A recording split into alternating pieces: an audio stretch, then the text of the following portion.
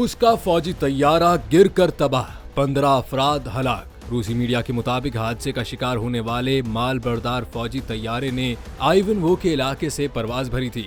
जहाज में अमले के 8 अरकान और 7 मुसाफिर सवार थे।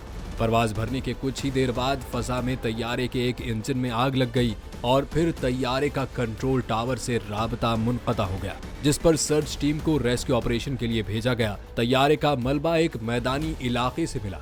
तैयारे के मलबे से 15 अफराद की लाशें निकाली गई हैं, जिनकी शनाख्त जाहिर नहीं की गई। जिस मकाम पर तैयारा हादसे का शिकार हुआ वो यूक्रेन की सरहद के नजदीक है। ताहम रूसी फौज ने इस हादसे में दहशतगर्दी या यूक्रेनी फौज की कार्रवाई के मुलविस होने के इम्कान को मुस्तरद कर दिया।